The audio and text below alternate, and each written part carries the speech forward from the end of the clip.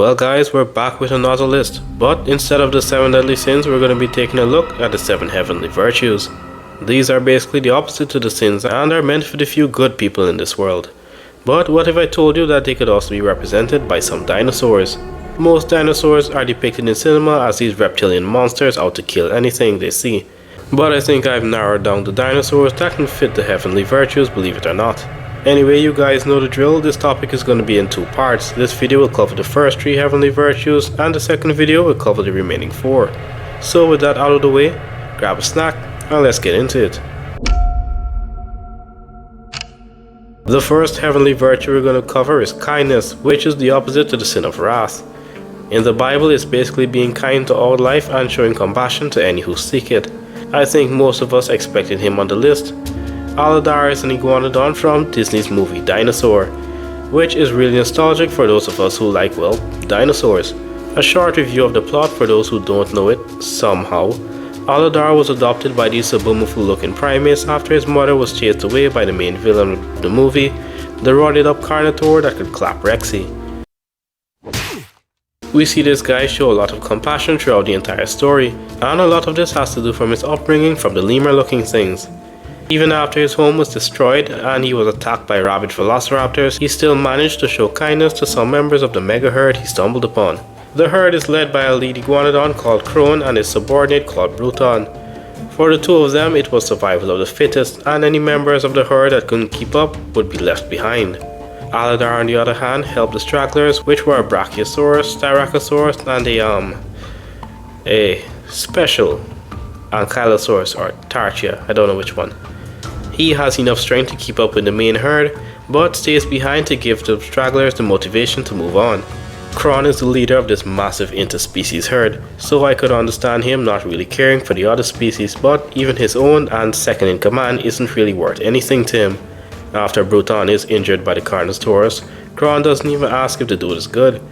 He just told the poor guy to, well, stay behind so that they could finish him off for leaving them here. And I was like, damn, he was just trying to warn you. And the Carnotaurus would have followed the tracks of the large herd, so you would have been found regardless. Aladar, on the other hand, offered Bruton help in the rain, even though Bruton was rude to him constantly, and with the help of his primate family, helped him with some of the pain. But it didn't matter since Bruton was then killed for trying to defend Aladar and the others. Still goes to show that Aladar's small act of kindness led to someone who disliked him at first, risking their life for him. We also see that when he found water, he immediately called the herd over for a drink. But then Kron came and took the small bottle for himself, fighting anyone that came near. Aladar then made a whole lot of water hole for some juvenile iguanodon, and this impresses Nera, which is Kron's sister. Later on, for the safety of the herd, he challenges Kron's authority because Kron's path to the nesting grounds were basically a death sentence for the weaker dinosaurs or those too big or small.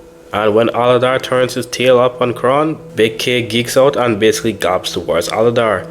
They have a scuffle, and just as Kron was about to kill him, his own sister pushed him to the ground. Man, that's gotta be rough.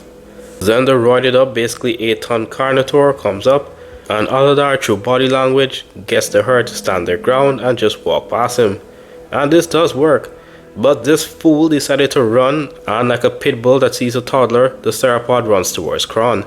Nera goes to try and help her brother, which causes Aladar to go and try and help him too. In the end, both Kron and the last Carnotaur were killed. They do end up making it to the nesting grounds, and both him and Nera end up having hatchlings of their own.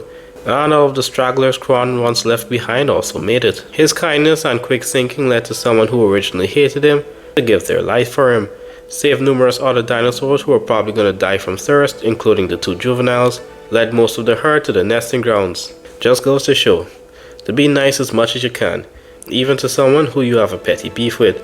They might end up taking a bullet for you. No, I mean they almost certainly won't, but it's the best I got for a motivational quote or some. Anyway, next virtue.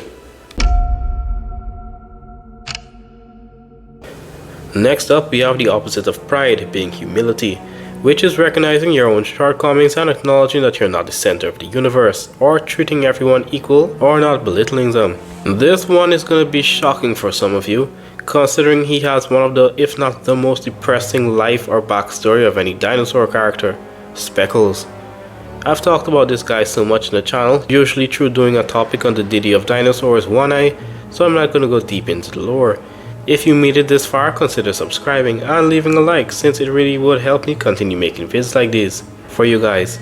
Alright, shameless plug over, back to the video. In part 1 of Dinosaur King, Speckles, who is a Tarbosaurus, has his entire family killed by this T-Rex called One Eye. He witnessed his mother get yeeted off a cliff right in front of him, and he was left to fend for himself as a baby. Then he found a mate who was almost SA'd by said One Eye when they were adults. Then he has kid, but once again life had it out for this guy, and his wife was basically killed by a giant space rock and then eaten by velociraptors. Then most of his kids were killed by One Eye again, leaving one survivor called Junior. In the first movie, One Eye is killed by a Tylosaurus bigger than the Mosasaur in Jurassic World. He swims ashore with his remaining offspring and walks out into the sunset. Now in my opinion, the genre should have ended there if this is what they were going to put out. I don't know what the heck this is. But for the sake of this video, in the second movie, Speckles often belittles Junior, telling him that he must never be scared since he's a Tarbosaurus, and basically implying to his only remaining child, that is, that he's useless. Like, how are you going to be this mad when your son doesn't want to potentially get trampled by a Hadrosaurus that's this much bigger than him?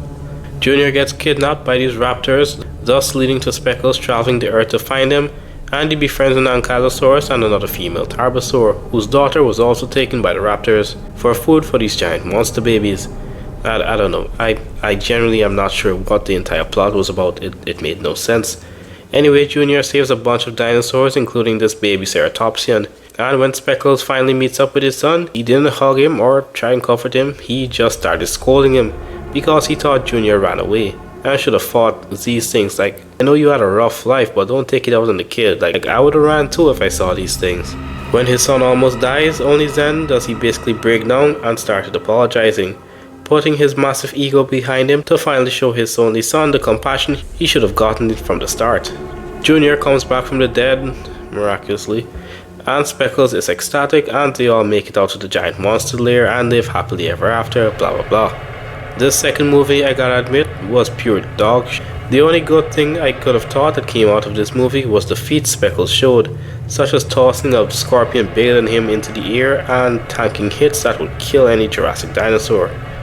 Regardless, after all these years of calling his son a coward and being too prideful to encourage him, he finally broke down and showed humility when he realized he almost lost him. Just goes to show that you should value people close to you, because you'll never really appreciate them until they're gone.